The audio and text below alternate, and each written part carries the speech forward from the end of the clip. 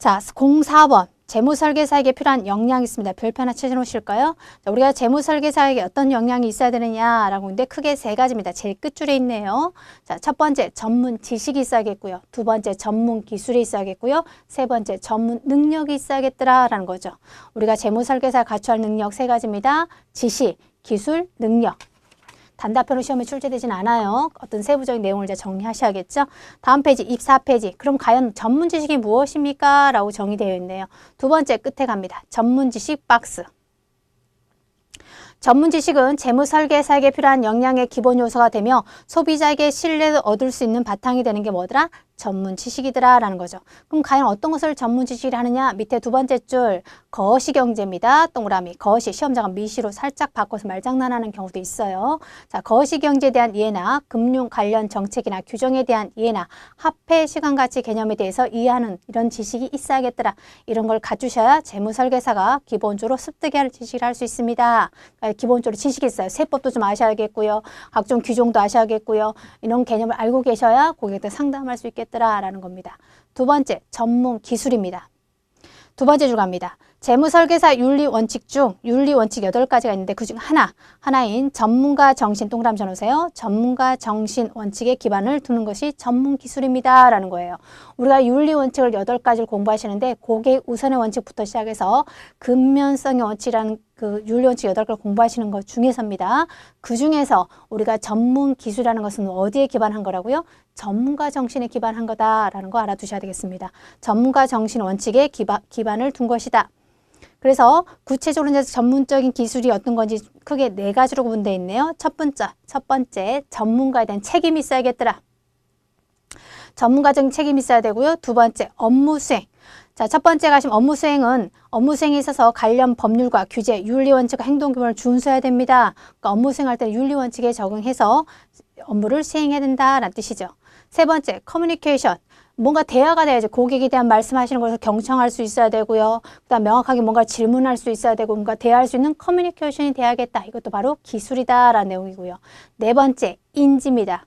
뭔가 수리적 방법이나 공식을 적절하게 적용할 수 있어야 한다 하고 다양한 출처로부터 정보를 수집하고 분석하고 통합하는 기술을 발휘해야 됩니다. 인지력이 있어야 한다는 뜻이죠. 그래서 우리가 전문적인 기술이라는 것은 전문가적인 책임도 있어야겠고요. 고객과 대화할 수 있는 커뮤니케이션이 돼야 되겠고요. 인지가 돼야 되겠고요. 업무 수행을 해야겠더라. 이게 바로 뭐 하더라? 그렇죠. 전문 지식이라, 아니 기술이라 할 수 있겠더라라는 겁니다. 자, 시험 문제 가시면 전문 기술에 대한 설명으로 적절치 않는 거 그러세요. 그래서 단답형이 아니라 거기 교과서엔 지문들 쭉 1, 2, 3, 4를 써놓으신 상태에서 하나 다른 지문을 출제할 수 있겠죠. 그래서 지식에 대한 관한 내용들을 써놓으신 다음에서 다음 중 기술이 아닌 거 고르세요. 이렇게 낼 수도 있습니다. 그래서 출제 가능성이 있으니까 4가지 정도 알아두시고요. 그 다음 세 번째, 전문 능력이 있어야겠더라라는 겁니다. 전문 능력이란 여러분들 교과서 두 번째 줄 끝에 갈까요? 자, 두 번째 두 번째 바로 시작하는데 업무에 필요한 기술로 변화하는 환경 전문 지식을 적용할 수 있는 능력, 그 다음에 분석하는 능력, 문제 해결하는 능력, 핵심 파악하는 능력, 시간 관리 및 네트워킹하는 능력, 글쓰기 능력, 이런 프리젠테이션 하는 능력, 이런 것을 뭐란다? 능력이라 하더라라는 거죠. 자, 전문 능력은 재무설계사 영역별로 크게 우리는 3가지로 구분합니다. 수집, 분석, 통합. 이런 3가지 프로세스를 걸쳐서 능력을 발휘하더라라는 겁니다. 수집, 분석, 능력 순서 알아두셔야겠습니다. 첫 번째 수집이란 정량적, 정성적 정보를 모으고 사실관계를 확인하는 것을 말하며 분석에 용이한 방식으로 정보를 수집하고 분류하는 것, 능력을 우리는 수집이라 하더라라는 거 알아두시고요. 자, 수집이 끝났으면 이제 뭐 하셔야죠? 분석하셔야죠.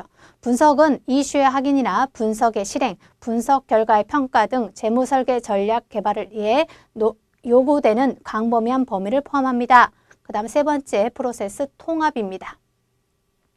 도출된 전략을 바탕으로 재무설계안을 수립, 제안하고 제안된 재무설계안의 실행과 사후관리에 집중되어 있는 것을 우리는 통합이라 하더라. 자, 3가지 중요합니다. 잘 기억해 두세요. 재무설계사에 필요한 역량 3가지입니다. 첫 번째 지식이 있어야겠고요. 두 번째 기술이 있어야 되고요. 세 번째 능력이 있어야 한다. 자, 그중에 기술이라는 것은 우리가 윤리원칙 중에서 무슨 정신을 기반으로 뒀다고 그랬어요? 전문가 정신의 원칙에 기반했다고 말씀드렸네요. 그래서 네 가지, 전문가에 대한 책임이 있어야 되고요. 업무 수행할 수 있어야 되고요. 세 번째, 커뮤니케이션이 되셔야 되고요. 네 번째, 인지할 수 있어야 된다라고 말씀드렸고요. 자, 전문 능력이라는 것은 우리가 네트워킹하는 능력, 문제 해결하는 능력, 글 쓰는 능력, 그다음 뭐 사람들과 유대관계하는 능력, 이런 기타 등등에 대한 능력을 갖추셔야 되는데 이런 능력을 갖추기 위해서는 무슨 프로세스를 요구하더라? 세 가지로 구분해서 프로세스 진행하더라. 첫 번째 수집을 하시고요. 두 번째 분석하시고요. 세 번째는 통합하더라. 이런 능력이 있다라는 거 알아두셔야겠습니다.